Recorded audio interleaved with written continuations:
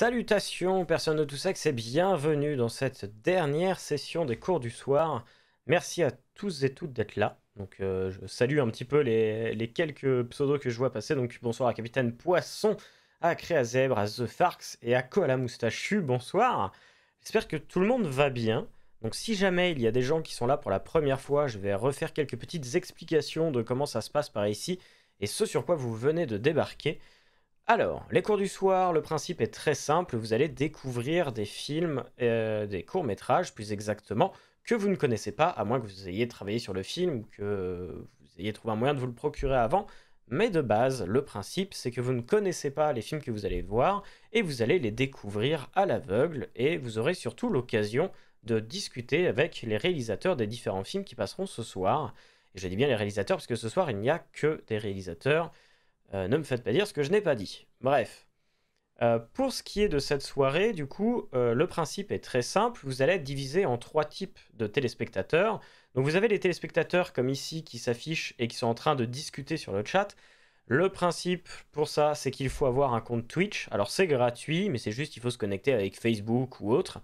Et la particularité de ce statut de viewer Twitch, c'est que vous avez la possibilité de discuter sur le chat et donc de poser vos questions aux réalisateurs après leur film, si jamais vous en avez. Si vous n'avez pas de compte et que vous avez juste envie de regarder, eh bien c'est ce que vous êtes en train de faire, certains d'entre vous. Pas besoin de compte Twitch, il suffit juste d'avoir cliqué sur le lien. Si vous entendez ça, c'est que vous avez réussi. Félicitations à vous. Installez-vous confortablement depuis chez vous ou peu importe où vous êtes et vous pouvez regarder. Juste, vous ne pourrez pas poser de questions parce que si vous les posez à voix haute, je ne vous entends pas et du coup, je ne peux pas savoir ce que vous avez posé comme question. Vous avez également une troisième catégorie, parce que j'ai dit qu'il y avait trois catégories. Vous pouvez voir comme Koala Moustachu, qui arbore un magnifique petit bonhomme à côté de son nom. Vous pouvez être abonné à la chaîne à hauteur de 4 €, et ça, c'est pour soutenir le projet. Mais rien ne vous y oblige. Le principe, c'est de vous montrer des films, pas de vous soutirer votre argent. Voilà. Je pense cette fois-ci avoir véritablement tout dit. Je vois que ça ne se bouscule pas au niveau des questions. Donc ce que je vous propose, c'est de lancer tout de suite le premier film. Et on se retrouve d'ici une dizaine de minutes. Donc, bien écoutez, bonne projection et à tout de suite. De retour avec cette fois-ci le réalisateur de ce premier film. Donc Bernie, je te laisse te présenter et Donc, nous présenter un petit peu ton projet. C'est à toi. ok, bah écoutez, bonsoir à tous, bonsoir à toi, j'espère que tu vas bien, j'espère que Ça tout le monde va va? bien. Je suis très très très heureux d'être ici, ça faisait un petit moment. Et donc voilà, c'est Bernie, j'habite à Aubervilliers, j'ai 26 ans. Et ce que vous venez de voir, en fait, c'est mon tout premier court-métrage, première vague, qui parle d'une histoire vraie. Et je suis accompagné de mes nouvelles femmes, parce que je suis devenu polygame entre-temps. J'ai gagné 4 prix, il y en a un qui est, qui est resté avec l'acteur, donc il y a eu double prix du public, le prix du jury et le prix du meilleur acteur. Donc voilà un peu. Bah écoute, félicitations. Et Merci. C'est cool. prépare-toi maintenant à te faire harceler de questions, parce qu'on va détailler et on va revoir un peu plus en détail ton film. Et je commence non pas par une question à moi, mais par une question du chat qui nous vient de Capitaine Poisson, qui demande d'où est venue tout simplement l'idée du film. Alors, c'est un peu compliqué à expliquer, mais c'est une histoire vraie. C'est une histoire vraie que j'ai vécue en première ligne. En fait, tout simplement, c'est un ami qui est très très proche à moi, à qui il est arrivé ce genre de choses. Son père est tombé dans le coma pendant 3 mois. Tu sais, en général, quand tu tombes dans le coma, c'est assez facile de déterminer les causes. Là, c'était pas du tout déterminé. Et en fait, pendant 3 mois, mon ami et moi, on a bataillé à savoir ce qui se passe. Il n'y a eu aucune nouvelle, en fait, aucune explication. Et en fait, c'est lors d'aller chercher la dépouille que les médecins disent à mon pote, oh, écoutez, votre père, il n'avait pas de mutuelle, pas de carte vitale, pas de CMU. Il faut payer la dette de 17 500 €. Donc, ce que vous avez vu, en fait, dans ce film-là, tout est vrai. Bon, mis à part quelques trucs, hein, sinon c'est pas une fiction, c'est plus un reportage. Mais il y a la quasi-totalité des choses qui est vraie, et voilà, tout simplement. Ok. Sacrée histoire quand même. Ouais, ça m'a beaucoup touché. J'en ai décidé de lui rendre hommage à sa famille en faisant ce court-métrage-là. Ok. Et l'idée t'est venue tout de suite après l'histoire ou c'est quelque chose que t'as longtemps réfléchi à savoir comment tu voulais le mettre en scène? Honnêtement, ça m'est venu carrément pendant. Je savais que je voulais produire un court-métrage. c'était dans les temps. Il y a eu cet événement malheureux qui a un peu bousculé tous les plans. Et je me suis dit, mais en fait, l'histoire, elle est là, quoi. C'est plus un hommage. Et c'est pendant en fait, que j'ai eu l'idée de faire l'histoire. Ok. Et c'était toujours prévu sur du 10 minutes ou est-ce qu'au départ tu n'avais pas de contrainte de durée? Est-ce que tu t'es imposé du 10 minutes pour les festivals ou est-ce que tu... Exactement, Ouais, exactement. C'est-à-dire que moi, à la base, je voulais faire quelque chose d'un peu plus long. Pour vraiment creuser les personnages et être un peu plus dans l'émotion. Et en fait, le festival Génération Court, que je remercie de tout cœur, qui a imposé la règle des 10 minutes pour pouvoir présenter au festival, ouais. ok. Donc ouais, t'étais pas vraiment parti dans l'idée de faire ce festival-là en particulier du coup en plus. C'est ça, exactement, c'est ça. Ok. Et pour le coup, si tu... Bah, maintenant que tu l'as fait, et qu'il fait 10 minutes, est-ce que t'as l'impression d'avoir quand même dit tout ce que t'avais à dire sur cette histoire ou est-ce que tu sens que tes 10 minutes t'ont empêché d'aborder certaines choses? Non, je pense que j'ai fait le tour en 10 minutes. Ça a été très compliqué en fait d'expliquer 4-5 mois de galère en 10 minutes, mais ça va, c'est plutôt réussi. Donc non, non, je pense avoir fait le tour à peu près de tout. Ok. Et comment ça s'est passé à niveau casting? Est-ce que t'es parti chercher des gens qui ressemblaient à tes potes en question? Enfin, comment t'as trouvé? Parce qu'en plus, en période Covid, j'imagine, c'était pas forcément la meilleure Exactement. période. Ouais, c'était vraiment compliqué. Après, je sais pas si c'est peut-être que ça peut se voir, mais il y a la moitié du casting qui ne sont pas des vrais acteurs.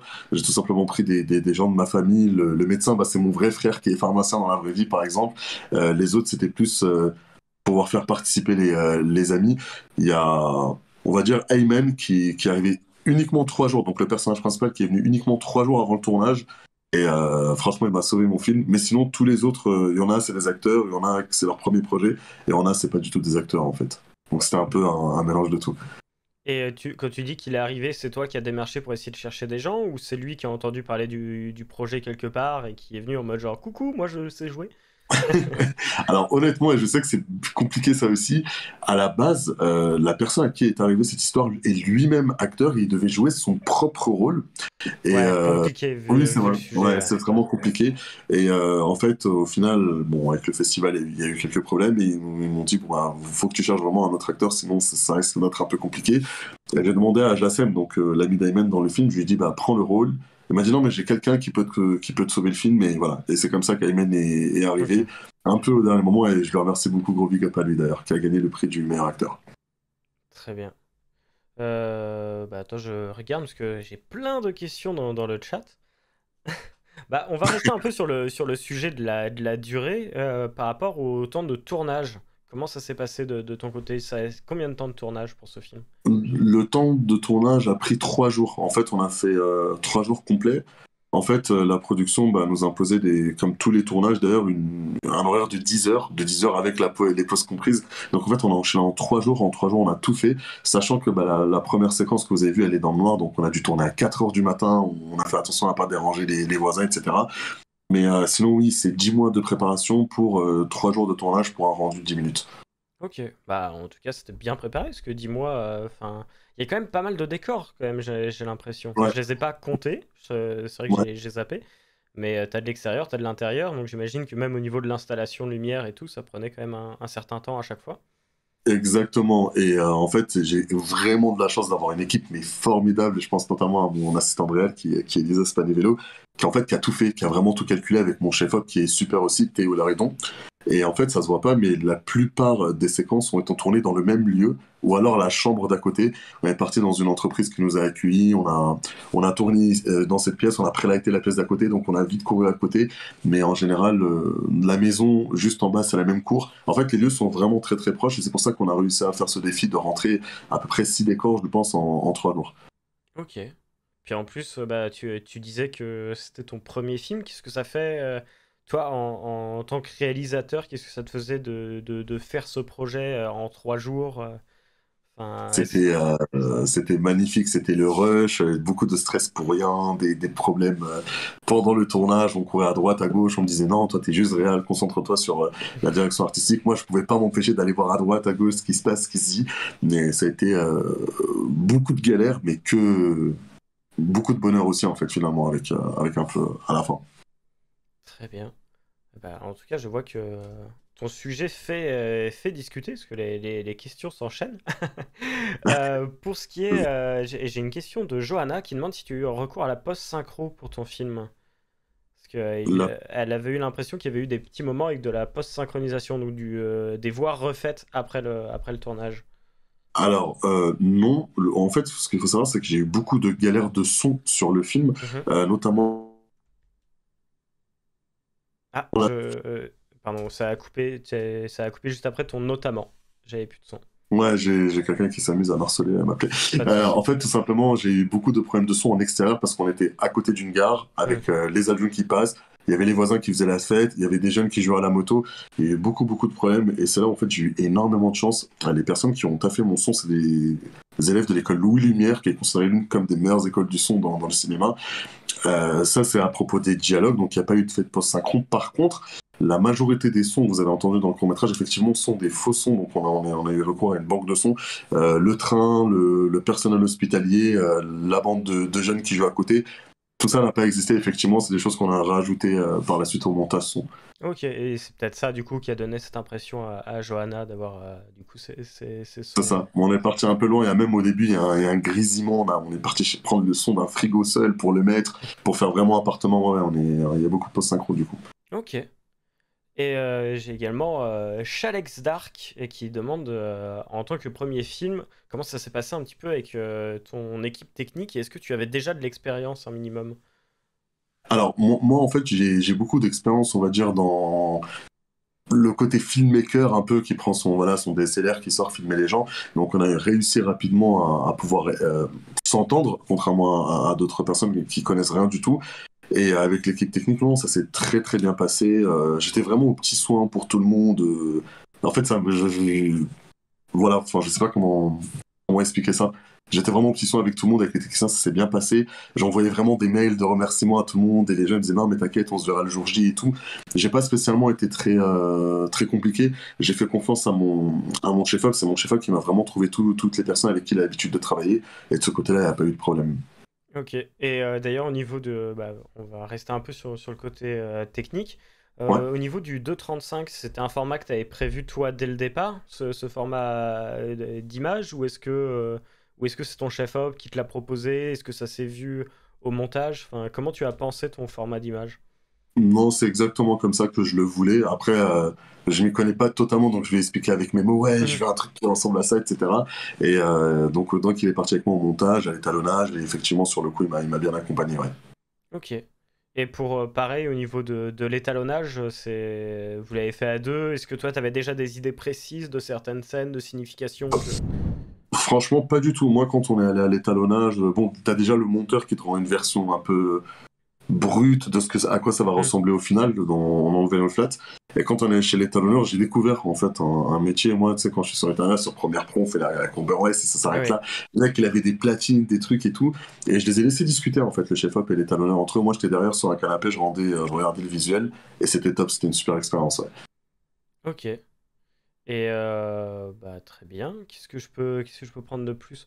Bah, on va laisser un peu de côté le côté technique. On va plus se retourner un peu Ouais. sur l'histoire. Est-ce qu'il y a des choses que tu disais, il y a des choses que tu as ajoutées, des choses que tu as potentiellement enlevées aussi? On se retrouve quand même avec trois sujets principaux entre la mort du père, le deal de drogue un petit peu forcé et bah, du coup, en toute fin, ce Covid qui arrive. Est-ce que tous les sujets étaient prévus dès le départ ou est-ce que t'en as un que t'as ajouté? Comment ça s'est passé au niveau de ces trois thèmes-là? Parce que en 10 minutes, ça fait quand même beaucoup de choses à aborder. Il faut savoir que le festival, qui est encore une fois magnifique, qui est Génération Court, nous a proposé à disposition des scénaristes professionnels. On a eu le droit à 2 scénaristes professionnels. Et en fait, ce qu'il faut savoir, c'est que l'histoire, avant d'être validée par le scénariste, je l'ai réécrit 19 fois. Donc, j'allais dire que la 18e fois, elle m'a dit c'est toujours pas bon. Et c'est à la 19e que c'est passé. Et entre-temps, l'histoire, c'est le jour et la nuit. C'est-à-dire qu'à la base, j'avais une idée et qu'au final, se retrouve totalement pas du tout comme je l'avais vu, mais l'ADN, le cœur, le squelette de l'histoire est là. C'est-à-dire qu'il y a beaucoup de choses que j'ai enlevées que je voulais pas, il y a beaucoup de choses que j'ai rajoutées qu'au début j'étais pas pour, mais au final je trouve que ça se passe bien. Mais bah, pas comme par exemple la scène de la bagarre, mon ami dans la vraie vie il est jamais allé voir les dealers du coin. Ça c'est quelque chose qu'on a rajouté et que j'ai trouvé qui peut être intéressant en soi. Hmm. Donc oui, il y a eu énormément de changements. jusqu'au jour J, en fait, jusqu'au jour J du tournage, il y a eu des séquences qu'on a dû changer pour scénario, ouais. Et par rapport à ce que tu as enlevé, est-ce qu'il y a des choses qu'aujourd'hui encore tu regrettes quand même un petit peu d'avoir enlevé? Non, pas spécialement. En fait, moi, j'aurais voulu mettre plus de scènes où on le voit galérer. En fait, le but, encore une fois, c'était de faire ressentir au spectateur ce que moi, j'ai ressenti quand je regardais mon ami. J'aurais voulu mettre un peu plus de scènes où on le voit galérer, mais l'acteur est tellement bon dans la scène de la voiture, par exemple, où on Hmm, sent vraiment la frustration du personnage. Et je me suis dit, non, mais en fait, on va laisser comme ça, il n'y a pas besoin d'aller mendier la pitié ou quoi que ce soit. ouais, ok.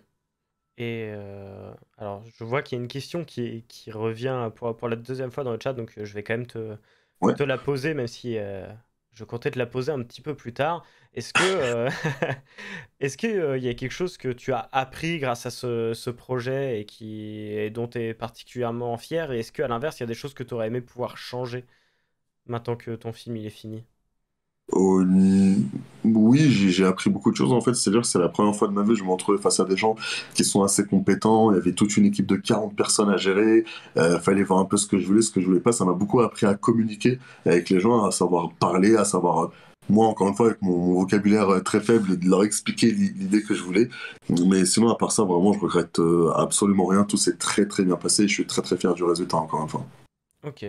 Et justement, tu disais aussi que tu avais eu affaire à du coup, des scénaristes professionnels en plus. Est-ce que c'est eux également qui t'ont aiguillé pour ce qui est des dialogues? Est-ce que c'est quelque chose que tu as revu toi avec ton comédien? Est-ce que c'est quelque chose qui était prévu à l'avance? Comment tu as prévu tes dialogues? Il faut savoir qu'en tant que premier film de réal, il y a un truc, moi j'avais une fausse croyance de me dire, c'est mon film, c'est moi qui le vois comme ça, toi t'es un acteur, tu exécutes ce que je dis. Et en fait, là vraiment, c'est vraiment la quasi-majeure totalité des dialogues ont été refaits par les acteurs. C'est-à-dire que moi sur le tournage, je leur disais non les gars, c'est pas comme ça que c'est écrit, c'est pas comme ça qu'on a répété. Et ils me disaient fais-nous confiance, fais-nous confiance. Donc ils faisaient quand même ce que je voulais pour me faire plaisir. Et au montage, il n'y a rien qui a été gardé. Donc, tous les petites blagues au début, sourisser, les mecs, la déco, etc., c'est eux, c'est les acteurs tout simplement qui se sont emparés du personnage et au final, ça rend mieux que ce que je voulais faire, quoi. Donc, tant mieux. Ok. Et t'avais pu faire des répétitions quand même un petit peu avec eux avant Oui, ou oui, des répétitions où ça c'est, j'étais un peu inquiet. On faisait des répétitions une fois par semaine, voire deux fois par semaine. Il y avait du retard, il y avait des devoirs qui sont pas faits, il y avait des textes qui s'oubliaient. Et je me disais, oh là là, mais où est-ce que je vais là? C'est un peu compliqué. Et au final, bah, le résultat, il est là, quoi. Mais oui, on a fait pas mal de répètes et d'ailleurs, désolé à tous les acteurs parce que je les ai fait. J'étais un peu chiant comme mec, mais ça va, c'est plutôt bien passé au final. bon écoute, s'ils ne t'ont pas envoyé de menaces de mort par la suite, c'est qu'ils l'ont quand même bien pris. Pour l'instant, ça va. Pour l'instant, ça va. Enfin, ça va. Et donc tu disais, tu as eu 10 mois de préparation pour ton film. Donc 10 mois, c'est quand même, mine de rien, ça fait quand même pas mal. Alors c'est à la fois court et à la fois quand même très long. Et ces 10 mois, c'était dû à quoi? C'est le temps de réécrire les... Tu prends en compte aussi le temps de réécrire les scénarios? Ou est-ce qu'il y a eu des soucis à Exactement. Covid, peut-être? Exactement. C'est-à-dire que moi, le Covid m'a vraiment pas gêné dans tout ça. Il faut savoir qu'en fait, quand j'ai postulé au festival bah, qui est Génération Court, encore une fois, c'est pas juste un festival, on envoie le film et au final, après, derrière, bon, soit on gagne pas. C'est quasiment une école, en fait. C'est tout un accompagnement. On fait des stages, où on nous explique comment ça marche un film, des stages techniques, des stages sur la lumière, sur l'écriture, sur la diffusion, etc. Donc, on était un peu comme à l'école, entre guillemets. Mais sinon, oui, 10 mois pour 10 minutes, ça a l'air de rien, mais c'était limite 10 mois à temps plein. C'est-à-dire que cette année, j'ai rien fait à côté. Mon assistant de réal, on passait des fois on faisait des FaceTime de 3 4 heures et ça demandait beaucoup, beaucoup de travail. Et au final, on se dit, bon, bah, si on fait un deuxième film, je pense qu'il va falloir encore 10 mois.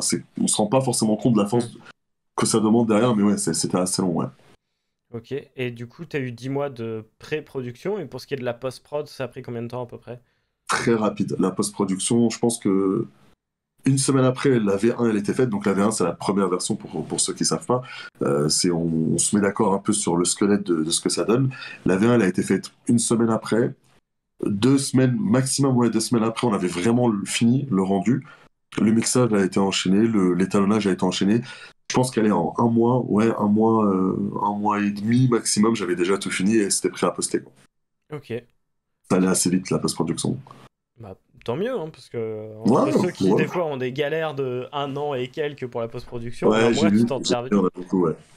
J'ai PT Yayo qui demande sur le chat quelle a été ta plus grosse galère de tournage. On était en train de tourner à 4 heures du matin. Euh, et il y avait des voisins qui se plaignaient parce que leurs enfants ils avaient école ou enfin voilà quoi, il est 4 heures du matin et vous l'avez vu dans la première scène, ouais machin et tout et tout. Et donc du coup j'ai mon assistant de réal qui a demandé le silence pas mal de fois. Et en fait tous les acteurs s'en sont énervés après elle, mais on comprend pas pourquoi silence on est là pour tourner. Et il y avait vraiment une mauvaise tension avec pas mal d'acteurs. Euh, les faux billets, enfin les billets dans la sacoche, la décoratrice malheureusement elle s'était bloqué le dos donc elle a pas pu ramener. J'ai appelé tous mes potes, allez tous retirer 500 balles en liasse de 50. Enfin, il y a eu des galères de partout. Il y a vraiment eu des galères de partout. On le voit pas vraiment dans le film parce que c'est un peu caché, mais le cadre, au début, qui lui offre, au final, on devait mettre la photo du personnage principal et de son père pour un peu jouer dans l'émotion. Au final, on a dû mettre une photo d'un acteur en moi qui était tout petit. Franchement, il y a eu énormément de galères, mais je pense que la plus grosse, c'est celle à 4 heures du matin. Ouais. Je me suis dit, c'est bon, c'est foutu, et tout le monde va se battre avec tout le monde. Et ça va, c'est plutôt bien passé au final. Tant mieux. Et personne n'est parti avec le sac plein de vrais billets, ils se sont pas dit, bon, écoute. Non, non, j'ai tenu à ce que chacun reprenne son argent en bonnet du fort, mais ça va, c'est bien passé. Bon, tant mieux. J'ai Léa qui demande si tu as des nouveaux projets de court-métrage, parce que justement tu disais si on en fait un deuxième, il faudra 10 mois de plus, mais est-ce que ce deuxième est déjà en préparation? Il y a même le troisième qui est en préparation et il y a même une série, je dirais pas un peu plus, qui va être sur une plateforme de streaming si tout se passe bien. En fait, ce qui est cool avec ce festival et à tous les prix que j'ai gagnés, j'ai fait énormément de rencontres. Il y a beaucoup de gens qui étaient surpris en fait pour un premier film, ce que ça peut donner. Donc, on m'a proposé beaucoup d'être ça. Franchement, je suis très reconnaissant avec les gens. Et, il y a déjà 2 scénarios qui sont presque finis, un scénario d'une série. Donc, ouais, ça va aller très très vite. Ça... En fait, j'ai arrêté tout ce que je faisais à côté et je me concentre uniquement sur ça maintenant. Je vois Camion qui dit une version longue serait géniale, et effectivement tu disais que tu t'étais un petit peu bridé quand même pour faire du 10 minutes. Est-ce que c'est un sujet que tu aimerais potentiellement à l'avenir refaire ou retravailler différemment, mais sur un format plus long? Ou est-ce que tu sens que même si tu t'es bridé, finalement en 10 minutes tu as dit ce que tu avais à dire et ça vaut pas le coup de revenir dessus? Alors déjà, gros gros bisous à mon petit camion préféré.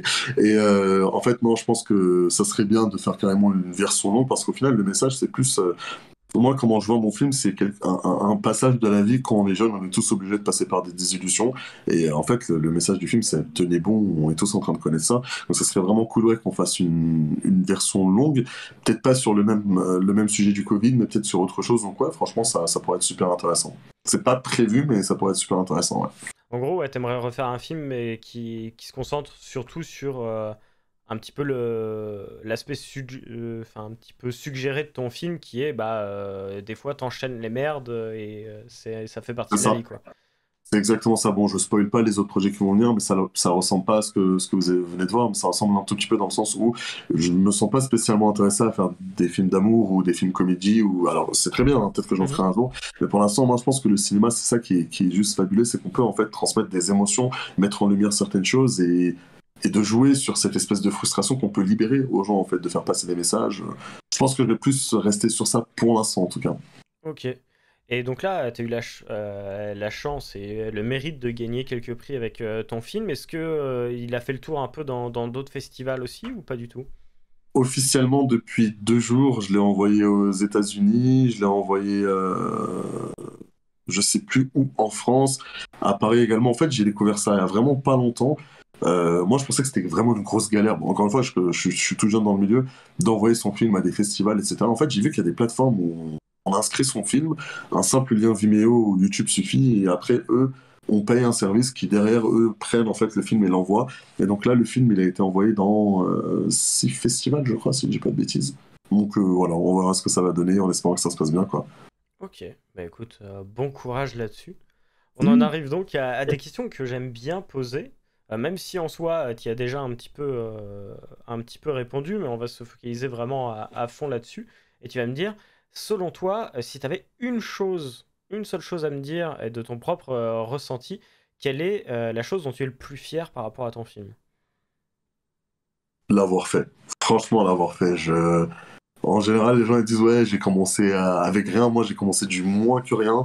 Le festival était à deux doigts de me mettre à la porte. Non, mais vraiment, je me suis embrouillé avec les scénaristes. Au début, j'arrivais vraiment pas à me faire comprendre. Et plus on avançait, plus je me disais c'est bon, le projet il est beaucoup plus fort que moi, il va m'avoir. Et juste le fait de l'avoir projeté dans un cinéma. Qui est quand même l'UGC du 19e arrondissement de Paris, c'est pas rien, d'avoir tous les gens, tous les amis, d'avoir des espèces de personnes, des célébrités, et de voir des applaudissements à la fin, ça pour moi c'est le meilleur jour de la vie, quoi. Très content qu'il ait au moins existé, on va dire. Ok. Et à l'inverse de cette réponse-là, est-ce qu'il y a une chose dont t'es pas fier ou que t'aurais aimé faire autrement si t'avais pu par rapport à ton film? Plus de moyens, plus d'argent. Ah bah écoute, Euh, justement, je- parlons-en, plus de moyens, plus d'argent. Qu'est-ce que, selon toi, ça t'aurait apporté, ces plus de moyens? Qu'est-ce que t'aurais pu mettre en plus dans ton film avec plus d'argent? J'aurais eu un peu plus d'argent, j'aurais pu louer du matériel un peu plus longtemps, pas forcément du meilleur matériel, mais du matériel un peu plus longtemps, et j'aurais pu m'enlever une charge de je cours partout pour 3 jours. On aurait peut-être fait ça en 4, 5, 6, une semaine, ça aurait été un peu plus cool. Mais j'étais loin d'imaginer le salaire de certains techniciens, le coût de certaines caméras, de certains objectifs. Hmm. Et ouais, un peu plus de sous, ça aurait peut-être été un peu plus cool. Mais honnêtement, et ça je le dis à tout le monde ici, même si vous avez rien, je vous jure, vous êtes capable de faire un truc de fou. Moi, ce film, je l'ai fait avec quasi rien, en fait, au financement. Ok, bah justement, alors tu m'en parlais un petit peu en off Ouais, avant qu'on s'appelle. Mais au niveau de ton financement, tu disais que tu avais fait aussi un financement participatif en ligne. Et ouais. comment ça s'est passé? Comment tu as communiqué là-dessus? Est-ce que tu étais content bah, du coup de ce que tu as obtenu grâce à ce financement? Honnêtement, j'étais pas spécialement à l'aise avec ça. Je me suis dit, pourquoi est-ce que les gens qui me connaissent pas vont me donner de l'argent alors qu'il y a des projets humanitaires et des projets dans l'urgence. Et je me suis dit, je vais juste faire un financement uniquement pour les gens qui me connaissent, uniquement dans mon entourage. Et si j'arrive à faire 200 euros, c'est excellent. Et je me suis retrouvé avec 3 000 euros. Je me suis dit, ouais, attends, c'est un truc de ouf là, je m'y attendais vraiment pas. Et le film a été fait avec 3 500 euros au total. Donc merci beaucoup. Il y en a beaucoup qui sont là dans les commentaires qui ont donné de l'argent. Et puis les gens, ils ont été assez généreux. Moi, je me suis dit, bon, bah, si 5 euros par-ci, 10 euros par-là, ça allait bien au-delà de ça. Et, euh, et c'est ouf, en fait. Je suis très, très content de ce que j'ai pu avoir rien qu'avec mon entourage. Donc, j'ai pas fait de prêt, je suis pas allé demander un truc, j'ai pas pitché. Juste en faisant une vidéo qui est sur mon Instagram. J'ai été choqué, en fait. Le truc a pris vraiment de l'ampleur. C'est parti sur Twitter, ça a été repartagé par des gens assez connus, etc. Je suis très, très content d'avoir financé le film avec 3 500 euros. Après, ce qui est pas de l'argent, mais qui est une aide, par exemple, les endroits où j'ai tourné, bah, ça nous a rien coûté. C'est des gens qui m'ont prêté leur entreprise, leur maison. Il y a eu aussi des techniciens qui m'ont fait, on va dire, une réduction sur leur salaire, donc je suis très content au final là-dessus. Ok. Et c'est marrant parce que tu es le premier à me dire que tu étais plus à l'aise à aller demander de l'argent aux gens que tu connaissais Hein. plutôt qu'à des inconnus. C'est rigolo parce qu'en général, les gens, ils ont plus de mal à aller voir du coup les gens qu'ils connaissent dans la vraie vie pour dire est-ce que tu veux bien m'aider et tout. Et du coup, toi, qu'est-ce qui faisait que tu étais plus à l'aise à aller demander aux gens que tu connaissais plutôt que de lancer un Kickstarter un petit peu à l'aveugle?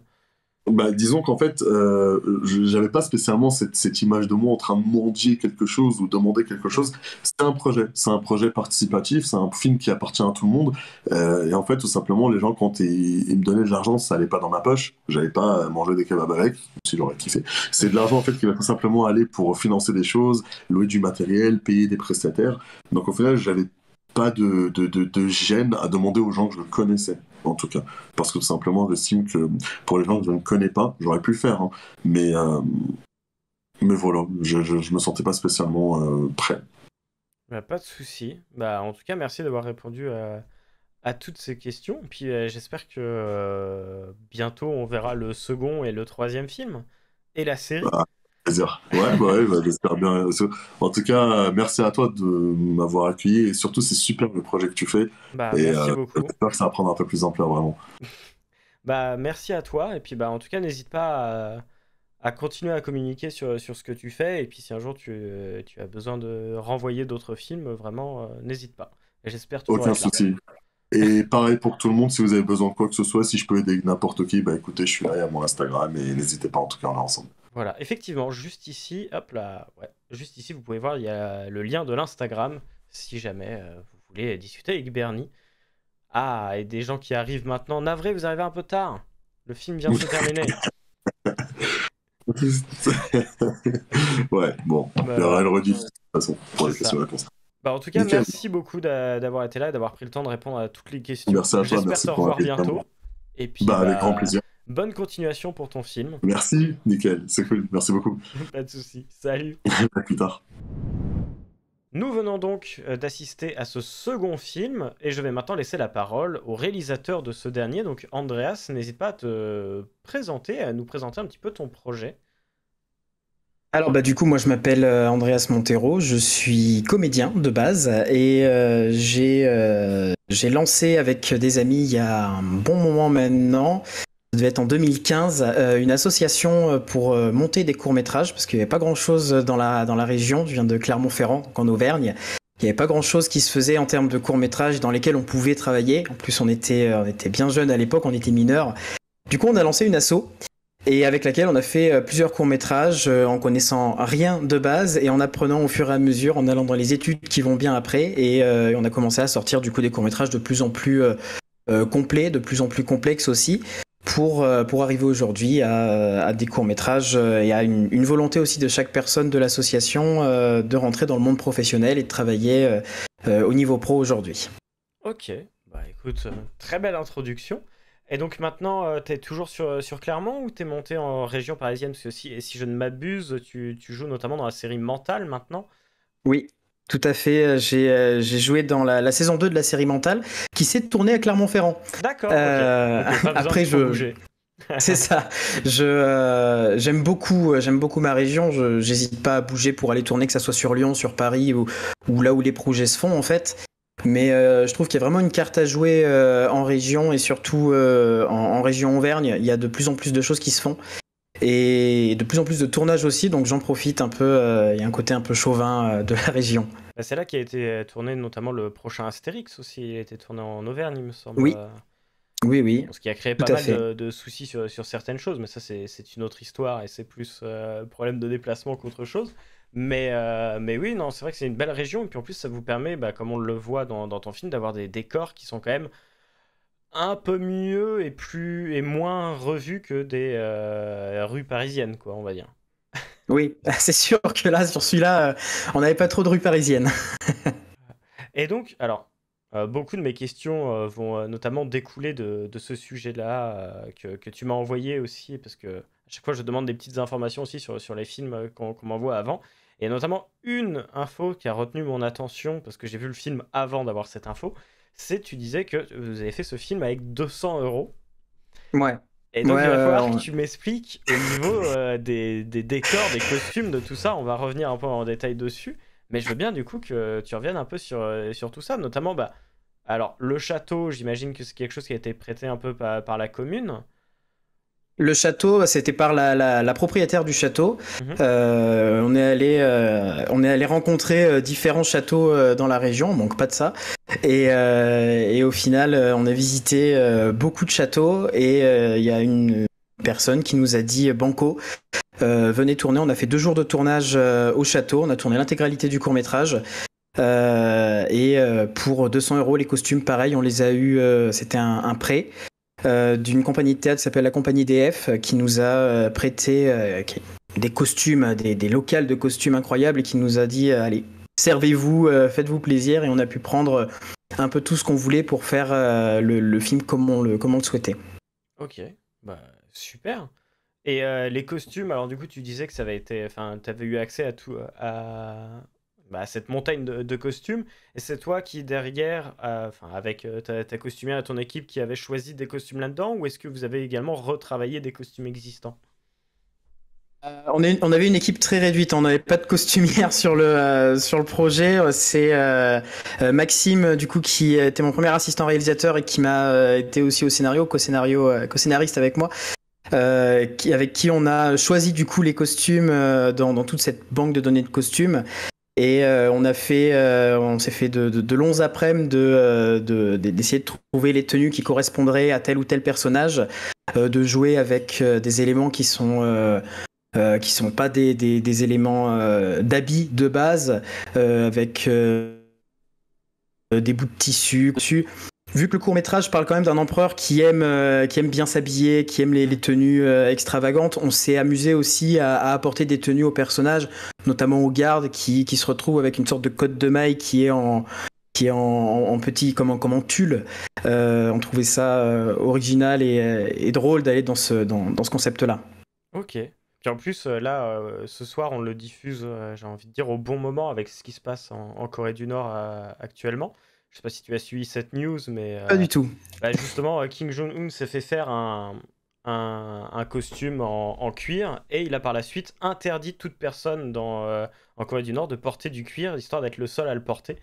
Et du coup, c'est vrai que rediffuser ce film maintenant avec ce souverain qui oui. a les beaux costumes et tout, je trouve que la coïncidence est assez rigolote. Et donc, tu disais, Effectivement. vous avez tourné 2 jours dans le château et tous les décors viennent du château? Ou est-ce qu'il y a eu des décors annexes? Non, c'est vraiment tout château? En fait, tous les extérieurs, tous les murs viennent du château Ouais. et dans la salle du trône, les peintures qu'il y a, c'est les peintures qu'il y avait déjà dans le château. Mais après, le reste des salles, c'était totalement vide en fait. Donc on est venu, tout ce qui est décor, tout ce qui est accessoire, on l'a emmené, on a décoré le château, les extérieurs, tout ça, sur les petits éléments qu'il y a pour pouvoir apporter, notamment sur la scène d'intro. C'était que des tables en pierre qu'il y avait. On est venu apporter toutes les décorations pour apporter de la vie dans ce château. Ok. Et par rapport à ce château et tout ça, comment ça s'est passé aussi en termes d'éclairage? Parce que j'imagine qu'il n'y a pas forcément l'électricité partout. Enfin, comment est-ce que ça n'a pas été trop galère de gérer tous ces aspects-là en plus? On a réussi à faire avec ce qu'on avait. On n'avait pas du matériel qui tirait beaucoup en termes d'énergie non plus. On a joué avec du matériel qu'on avait. Il me semble qu'il y a certaines...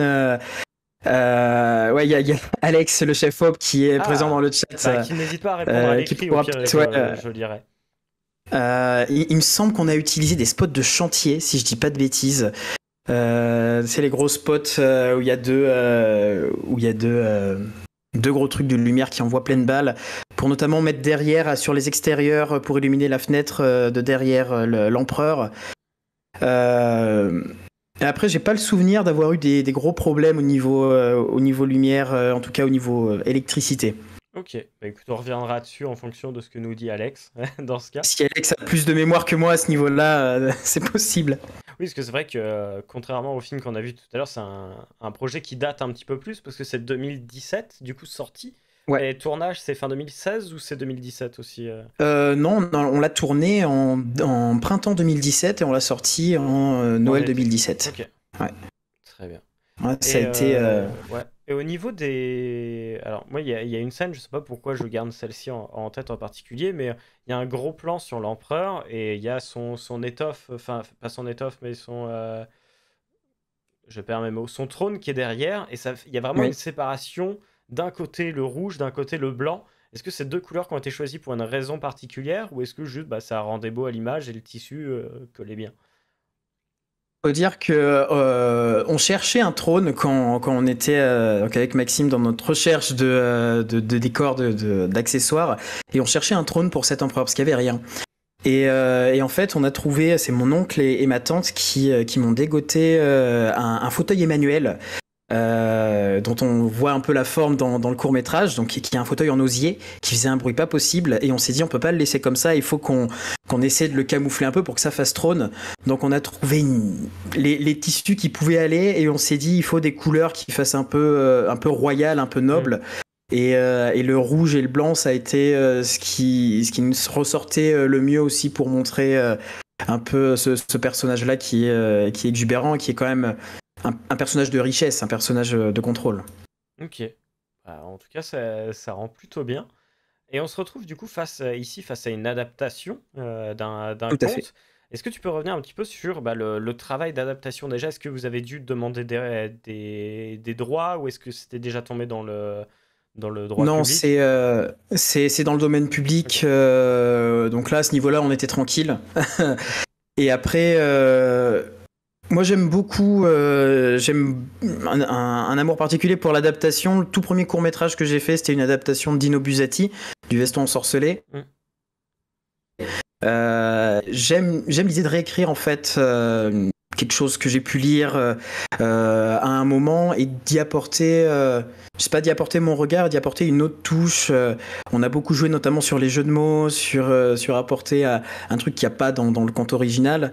Moi de base, ça me faisait marrer de voir, d'imaginer un empereur nu à la fin et de pouvoir le concrétiser, ça a été génial, quoi. Et d'ailleurs, on reviendra là-dessus, mais il me semble avoir lu un commentaire, oui, tout à fait, de Omi qui félicitait pour les jeux de mots du film. Donc, comme quoi, ça a plutôt bien marché. Ah, alors, Alex a répondu, il nous dit qu'en gros, il y avait trois softbox et des spots Ah oui, de c'est chantier. Ok, et beaucoup d'issues de diff. Très bien, ça date. c'est vrai. Écoute, tu dis que tu avais zéro expérience à l'époque, mais en vrai, ça fait le travail hein, quand même. Enfin, on se retrouve face à un produit où on se dit pas, tiens, c'est passé de jaune à bleu. Donc, pour le coup, rassure-toi là-dessus, ça marche plutôt bien. Et du coup, ouais, donc pour revenir un peu sur ce sujet de l'histoire et de l'adaptation, donc tu disais, ouais, t'as réécrit un petit peu. Est-ce qu'à un moment dans ta création, tu t'es dit, est-ce que je vais placer ça genre un peu à notre époque, ou est-ce que tu voulais garder ça dans cet univers qui est un peu au final perdu dans le temps, parce qu'on n'est pas vraiment dans du médiéval non plus? Est-ce que c'est quelque chose qui s'est fait dans la réécriture naturellement, ou est-ce que c'était quelque chose qui était voulu en amont? Au tout début, quand j'ai commencé à travailler sur l'adaptation, avant que Maxime vienne au scénario avec moi, je voulais faire quelque chose qui se passait à notre époque. Et au final, quand j'ai repris le travail sur le scénario, parce que je suis revenu plusieurs fois dessus pour pouvoir avoir quelque chose qui me correspondait, et quand on a repris après le travail aussi avec Maxime, on s'est dit non, il faut aller sur un film en château, jouer le truc à fond. On a la possibilité d'avoir des costumes, on a une région où il y a plein de châteaux, on peut s'amuser avec ça. Et on voulait pas apporter un côté non plus l'ancrer dans le Moyen-Âge, l'ancrer dans quelque chose de très réaliste. On s'est dit c'est un conte, l'idée c'est de faire marcher l'imaginaire, et il y a des choses qui sont complètement anachroniques, il y a des choses qui sont absolument pas possibles, mais c'est un univers dans lequel c'est possible, et dans lequel on s'est dit ok, on n'a pas de limite en fait.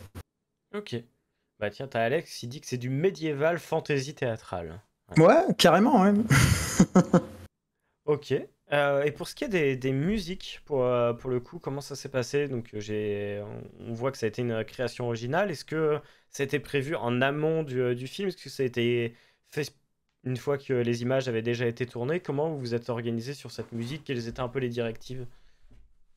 Alors, quand on a commencé le projet, donc on a fait tout un dossier de production dans lequel on avait déjà exprimé à peu près le type de musique qu'on voulait.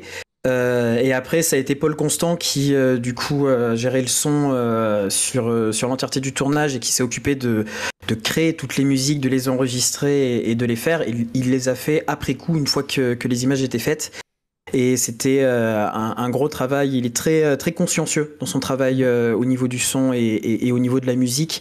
Et il a vraiment beaucoup travaillé sur les différentes musiques. Je crois que c'est le premier court-métrage qu'on a fait où il avait autant le champ libre sur la musique et où on s'est dit ok, fais-toi plaisir.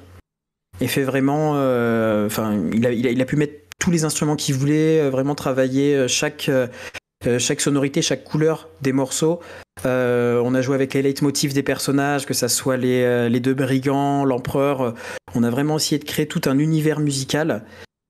Et c'est peut-être aussi la chose qui, à des moments après coup, parce que j'ai eu des retours et je m'en rends compte aussi avec le recul, il y a peut-être un peu trop de musique aussi sur le projet, parce que je crois qu'il y a de la musique environ sur toute l'entièreté du court-métrage. Peut-être qu'on aurait pu l'utiliser avec plus de parcimonie à des moments, mais c'est un travail énormissime qu'il a fait Paul et je pourrais jamais autant le remercier quoi. Ok. Et est-ce qu'à un moment donné, vous vous êtes pas dit, parce qu'effectivement, il y a tout un univers musical, comme tu dis, est-ce qu'à un moment, vous avez pensé à l'idée peut-être de mettre un ménestrel en plus dans l'histoire, qui soit vraiment là à côté pour jouer à chaque fois, ou C'est jamais venu dans le processus de création ni au tournage. En même temps, au tournage, on n'avait pas trop le temps de rajouter tu m'étonnes. de rajouter ça et non, on n'a pas. Ouais, c'est vrai qu'on n'a pas rajouté. Peut-être une prochaine fois. Peut-être une prochaine fois. Très bien. Justement, et il y a une autre chose aussi qui m'a fait un petit peu tilter, mais pas au premier visionnage, mais plutôt au deuxième, c'est qu'il y a toute cette scène où du coup où ils sont en train de décrire leur étoffe et de la montrer à tout le monde, et ensuite l'empereur rentre et en fait il réagit en recitant tout ce qu'ils viennent de dire, mais il n'était pas déjà dans la pièce. Je sais pas si c'est quelque chose qui est Ouais. déjà remonté comme remarque ou pas. Alors, on n'a jamais remonté de remarques comme ça, mais c'est vrai que cette séquence, pour tout dire, elle était compliquée à tourner. Ouais, Que c'était sur la deuxième journée de tournage, on était sur la fin, donc on avait fait la première journée de tournage avec tous les figurants, ça nous avait complètement sorti toute l'énergie qu'on avait. ouais, Et en fait, sur le papier, elle fonctionnait. Au niveau du découpage technique, sur le lieu, ça fonctionnait pas du tout. On n'arrivait pas, il y avait beaucoup trop de champ contre champ entre les différents personnages. Et du coup, on n'arrivait pas à placer la caméra sans briser la ligne des regards, sans briser, sans faire des choses aberrantes en fait. Et du coup, ça a été un gros moment où on a dit bon, écoutez, tout le monde sortait, on est resté qu'avec les chefs d'équipe. Et là, on s'est dit ok, on repense totalement comment on a tourné cette scène au niveau technique du coup. Et peut-être que ouais, ça nous a échappé ce côté que l'empereur pouvait pas être là pour entendre tout ce qui a été dit par les autres personnes, par les autres personnages. ok. Non, mais c'était juste pour savoir si ça avait été. Enfin, si j'avais raté quelque chose ou pas, parce que ça m'arrive, hein, comme à tout le monde. Et justement, revenons un peu sur ce personnage de l'empereur qui est quand même assez atypique. Comment ça s'est passé pour cet acteur et en plus, notamment la scène de nu qu'il a. Enfin, les deux scènes de nu qu'il a à faire, même si j'imagine que la première, il avait peut-être un caleçon ou autre. Mais du coup, comment ça s'est passé? Comment tu lui as vendu un peu le projet? Comment tu as dégoté cet acteur? Alors cet acteur, j'avais fait un précédent court métrage dans le cadre de ma scolarité, dans le cadre de ma fac, où j'avais eu un professeur qui m'avait dit bah tiens je connais un acteur et du coup j'avais eu le contact de Jérôme Fabre qui a joué l'empereur après l'année d'après. Et on s'est tout de suite très bien entendu, que ce soit sur le film d'avant et dans la vie personnelle. On est amis aujourd'hui. Et je lui ai proposé le projet parce qu'avec Maxime, qui le connaissait aussi d'avant, on le voyait très bien dans le rôle. On s'est dit, il a cette autorité et cette autodérision qui peut fonctionner pour le rôle de l'empereur. Et alors, la première scène où on voit le nu, effectivement, il n'est pas nu. Ça, il n'y avait pas de souci, ça s'est fait très naturellement au final. La deuxième scène, donc la scène qui vient après le générique, au final, elle a été imaginée pendant le tournage. C'est-à-dire qu'on était entre midi et deux. C'était avant que les figurants arrivent pour faire les scènes d'extérieur du château. Et à un moment, on était en train de manger, on s'est dit mais ça serait drôle d'avoir une scène post-générique où t'as juste l'empereur qui est complètement nu de dos et où t'as son tailleur qui vient, qui vient le voir. Et du coup, cette scène a été improvisée sur le moment. On a sorti la caméra, on est allé dans un coin du château, on s'est dit ok, on va la tourner là. Ça a été complètement absurde à tourner. Et en fait, c'était le On jour des visites.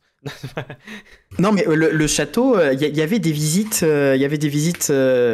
au château. On a fait attention sur ce moment-là, il y avait personne. Ouais, On a fait gaffe parce ouais, que tu bon, bah m'étonnes. voilà, le but est pas non plus de que quelqu'un vienne visiter le château et dise ah tiens un homme à poil. Non, mais on a fait attention et on a mis un cache-sexe du coup sur l'acteur qu'on a dû détourer après, enfin qu'Alex a détouré en post-production pour pas qu'on le voit quoi, tout simplement. Ok.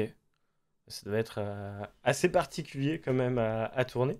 Et d'ailleurs, il y a Alex qui me dit que visiblement vous entendez tellement bien avec l'acteur qui est devenu le président de l'association maintenant. Oui, tout à fait. Tout D'accord. à fait. J'étais président avant quand on a monté l'association et on a fait la passation de pouvoir. Maintenant, c'est lui le président de l'association Les Crânes Verts. D'accord. Mais il laisse quand même un peu d'argent du coup pour les courts-métrages ou est-ce qu'il prend tout l'argent du coup pour ses costumes maintenant? Alors, l'idée, c'est vraiment de pouvoir produire des courts-métrages. Ok. Écoute, on arrive également à deux questions que tu devais peut-être voir venir et que j'aime beaucoup poser. Là, en plus, toi, ça fait 3 ans maintenant que ton film est sorti. Qu'est-ce que ça fait en le revoyant aujourd'hui? Est-ce qu'il y a quelque chose dont tu as un corps quand même très très fier par rapport à ce projet? Et Alex, n'hésite pas à répondre aussi, toi, à un truc de ton côté. que je suis fier de ce projet, c'est d'avoir pu le concrétiser, parce que c'est tellement absurde. Je me souviens quand j'ai dit à ma mère que j'allais faire un projet, que j'allais tourner dans un château, elle m'a regardé à moitié en rigolant en disant oui, tu vas trouver un château gratuitement, c'est rigolo quoi.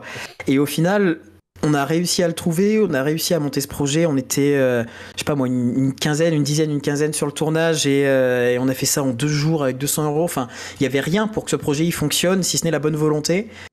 Et au final, ça a marché.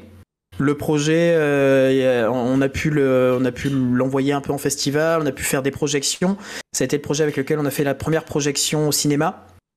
Et on a fait un cinéma à Clermont-le-Rio, qui est un cinéma indépendant, et on a fait une projection un 23 décembre. On a fait salle pleine. C'était truc incroyable. Et le plaisir de voir pour la première fois ce court-métrage sur grand écran dans un cinéma, je pense que je l'oublierai jamais ça. Bah ouais, c'est super. Et puis en plus, tu disais que tu avais pu l'envoyer un peu en festival et tout, ce qui est quand même, mine de rien, assez rare en France pour du fantastique. Et notamment en plus fantastique Oui. comédie. Donc comment ça s'est passé? Est-ce que ça a été bien reçu quand même? Ça a été compliqué, ça a été très compliqué au niveau des festivals, parce que un des problèmes que je vois, mais qui est logique en soi aussi, c'est que les festivals ont du mal à prendre des films qui viennent d'associations. Ils vont plus se concentrer sur des films de production, de vraies productions, ou des films de sortie d'école. Et on a eu beaucoup de mal pour ça à pouvoir être pris dans différents festivals. On a pu faire le marché du court au festival de Clermont-Ferrand. Donc tout le volet professionnel avec toutes les autres boîtes de prod. Et ça, ce qui a donné quand même du crédit aussi. Parce que c'est quand même le plus gros festival de court-métrage au monde. Donc c'est quand même pas rien. Mais après, là où il y a le plus eu de retour, c'est dans les projections qu'on a pu organiser, que ça soit au niveau de Clermont-Ferrand, au niveau des différents lieux. On a fait des projections au sein de différents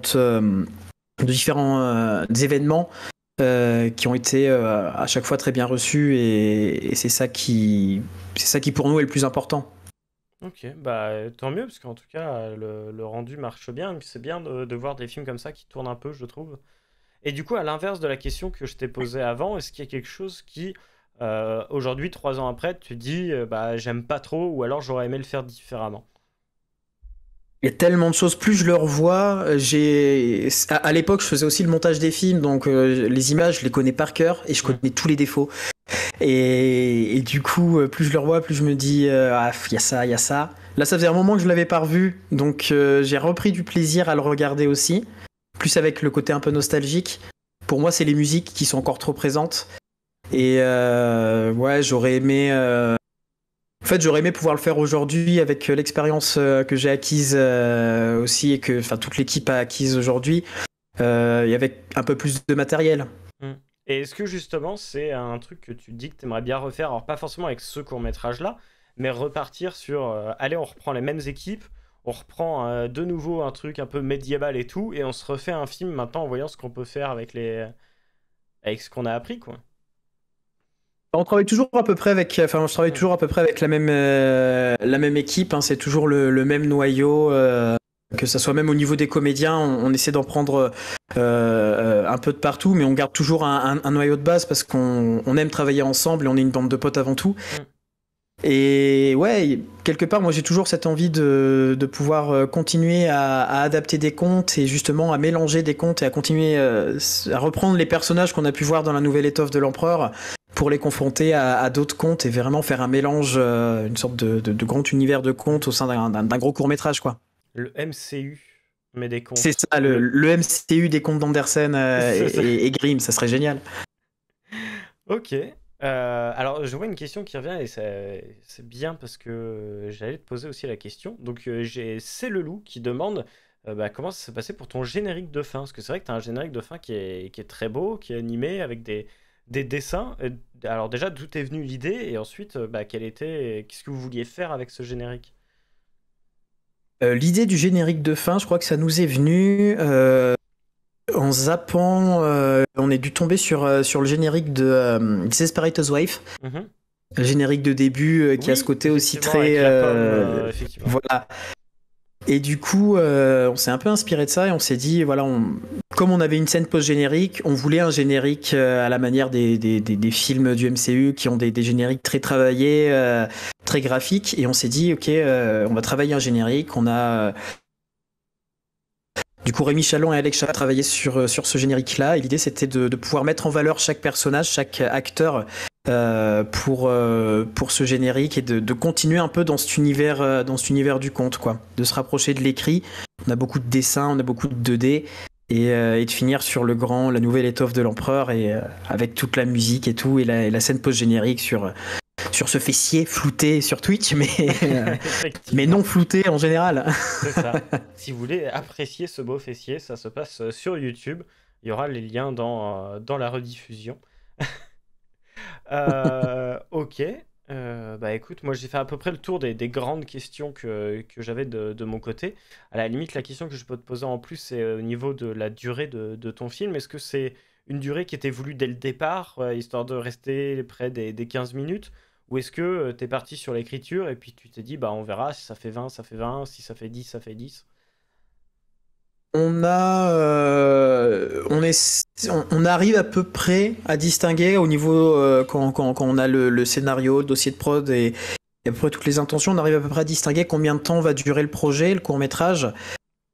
Je me souviens pas si on s'était dit on va faire 15 minutes pile. Ça s'est vu au montage. Il y a eu beaucoup de choses qui ont été coupées aussi au montage. On peut pas tout garder. C'est un peu l'objectif de pouvoir synthétiser pour que ça soit mieux. Je crois que de base le film devait aller sur les 20 minutes et on s'est dit l'objectif est pas de faire 15 ou de faire 7 ou de faire un chiffre prédéfini. L'objectif est d'arriver à trouver le rythme nécessaire et convenable pour que le film soit optimal. Ok. Et est-ce que, en y repensant aujourd'hui, tu dis qu'il y a des scènes que tu as enlevées, que tu regrettes peut-être d'avoir enlevées, ou à l'inverse, des scènes que tu n'as pas enlevées et tu te dis que tu aurais peut-être dû? En fait, sur les scènes qu'on a enlevées, c'est plus des fins de séquence ou des débuts de séquence qu'on a croppés.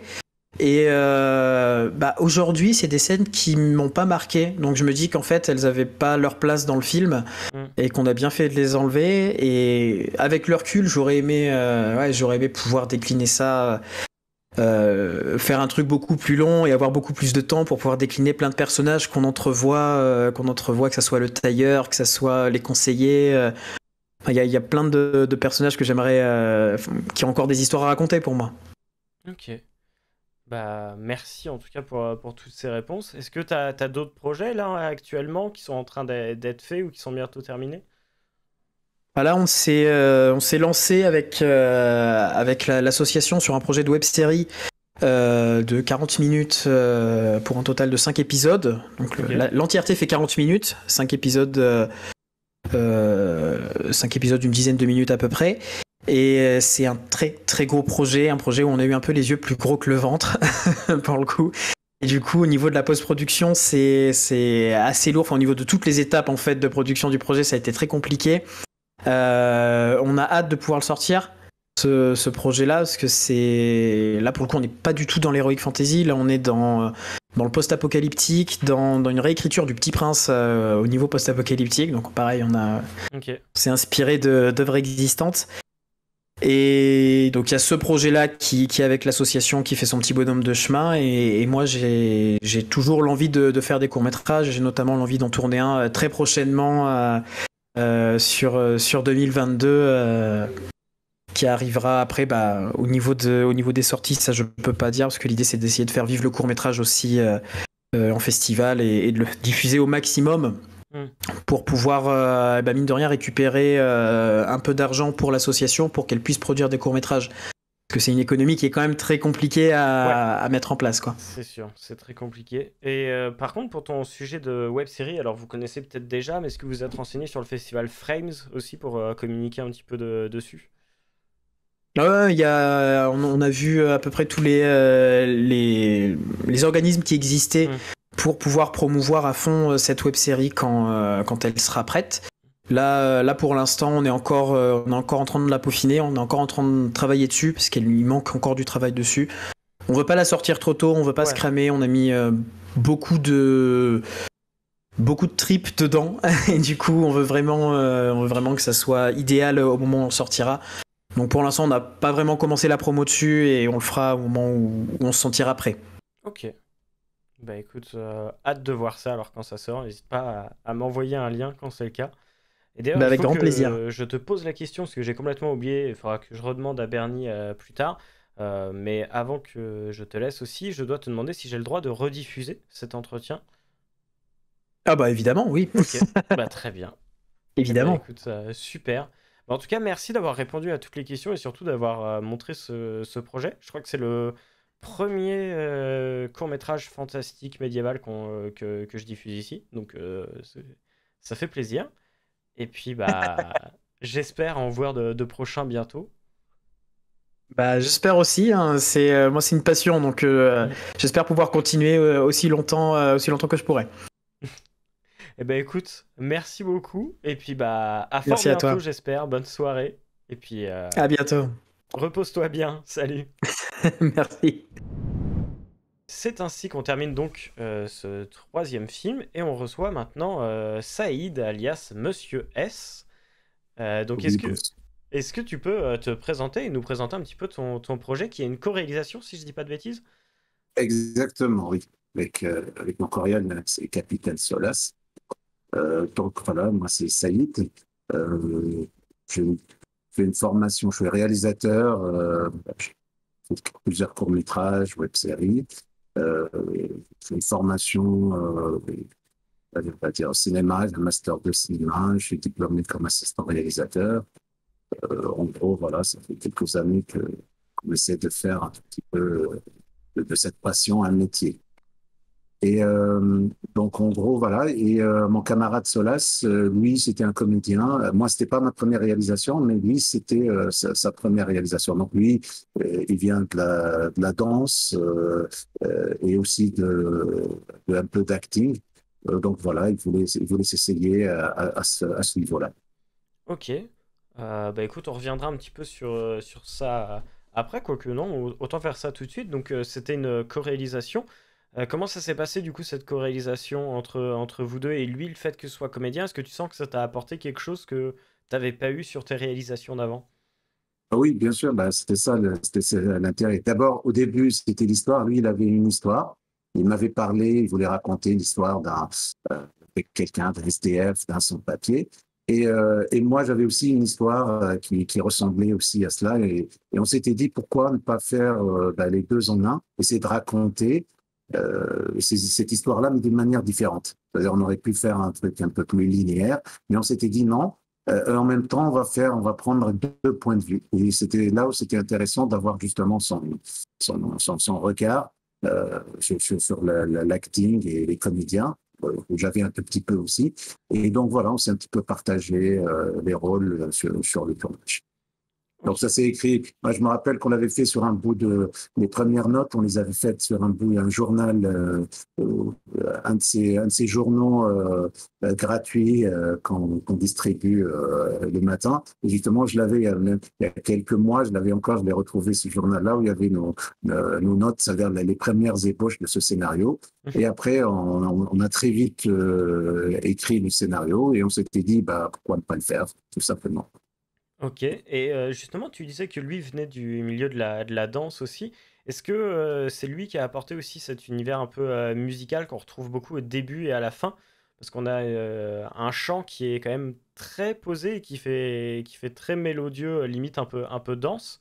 Est-ce que c'est lui qui a eu cette idée ou est-ce que c'est venu de tous les deux?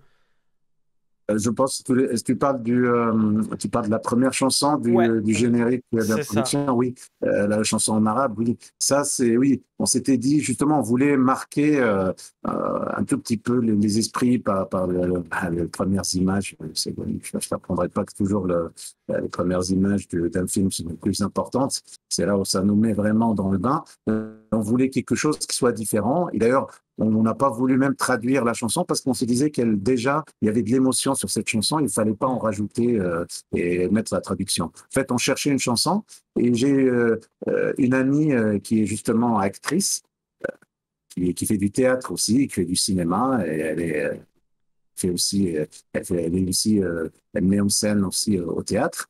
Et d'ailleurs, on la voit, c'est une des, dans le premier plan, quand il y a les deux pique-niqueurs, c'est elle. Et D'accord. c'est elle qui chante, en fait, c'est Leila. Et justement, elle avait cette chanson-là parce je crois qu'elle l'a préparée pour un de ses spectacles. Et je me suis dit, tiens, ça peut être intéressant vu déjà le thème de la chanson. Et c'est une chanson de Marcel Khalife, c'est un Libanais, c'est un très grand auteur, compositeur libanais. Il est très connu dans le Moyen-Orient. Il a écrit pour plusieurs chanteurs et chanteuses. Et justement, là, on s'était dit pourquoi ne pas traduire ça déjà dès le début pour justement montrer cette distance, ce chant-là, qui est un chant d'un tout petit peu de quelqu'un qui se plaint de quelque chose. On sent déjà l'émotion sans même comprendre de quoi ça Hmm. parle. Ok, bah, Donc oui, pour te répondre un ouais. peu, oui, c'était voilà, en fait, on avait deux, trois chansons. Et donc moi, quand je l'ai entendu elle, je l'ai proposé à Solas. Il m'a dit oui, ça correspond très bien. Donc c'était d'un commun accord. Ok, très bien. Parce qu'effectivement, j'ai à revenir sur cette chanson, parce que tu disais que ça faisait rentrer dans le film, et c'est vrai que ça marche plutôt bien, on sent très bien cette émotion, mais pour ma curiosité à moi, est-ce que tu peux me traduire un petit peu les paroles du coup de cette chanson?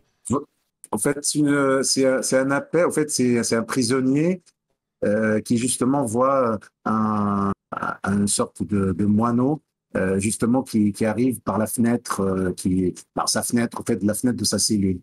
Donc, il s'imagine, voilà, il s'imagine que cet oiseau va se balader. En fait, un peu, c'est une métaphore de la liberté. Il aimerait bien être cet oiseau qui se balade librement de maison en maison. Et justement, c'est exactement Hmm. cette chanson-là. Et justement, il essaie de l'appeler. C'est un oiseau. Je peux t'envoyer, mais il y a la traduction déjà sur Google de tout, parce que D'accord. la chanson est beaucoup plus longue. Hein, la chanson Oui, est beaucoup plus longue. j'imagine, ouais. On a vraiment choisi juste la partie la plus intéressante.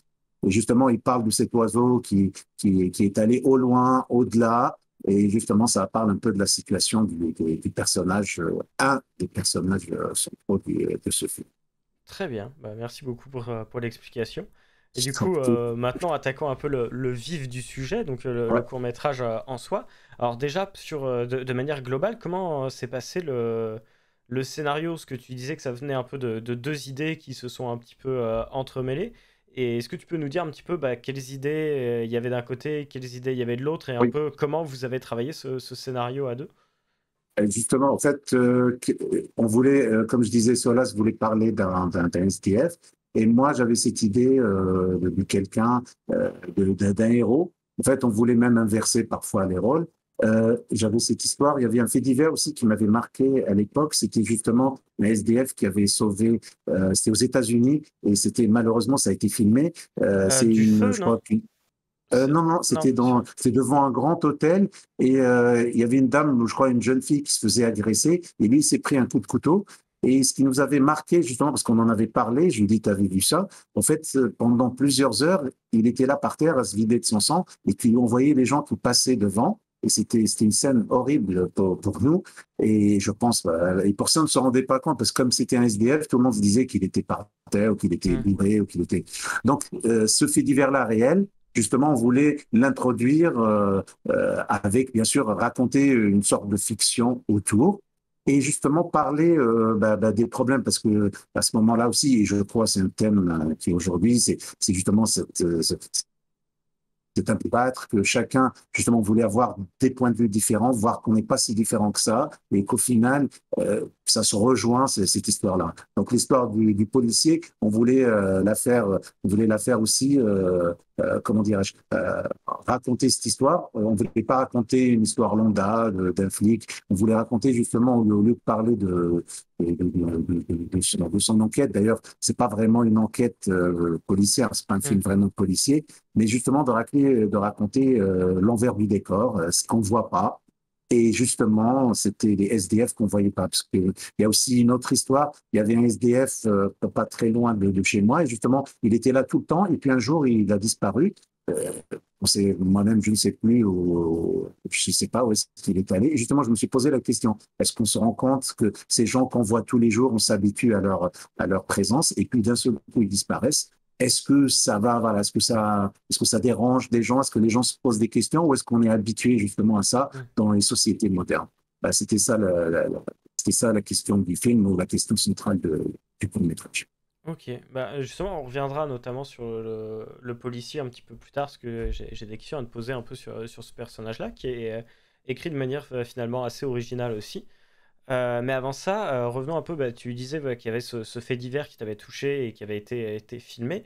Et dans ce cas, est-ce que Oui. tu pourrais revenir un peu sur le choix que vous avez pris de couper la vidéo quand même très vite au début avec ce personnage qui est en train de se filmer, et à peine l'agression a lieu, il coupe, et on devine pas forcément que quelqu'un est venu aider cette jeune femme, on a même l'impression que personne n'est De venu. l'aide.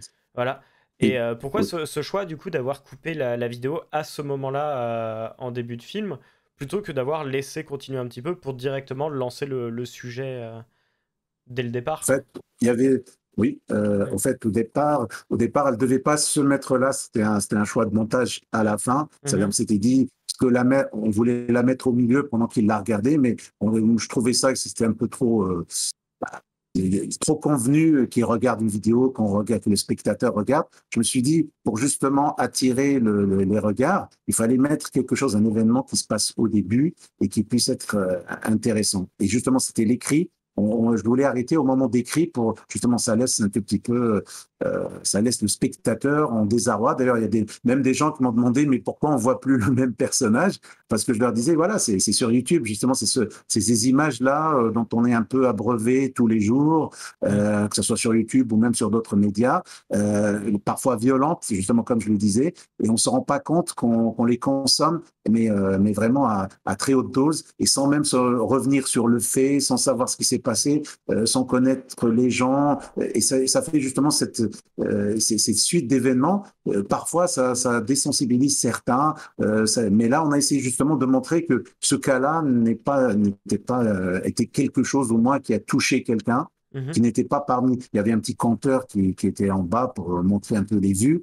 Il y a un petit côté, oui, voyeuriste. Mais justement, et il y a une raison aussi technique, parce qu'on n'était pas très content de la fin de la séquence, parce que je crois qu'on on a fait 8 ou 9 prises.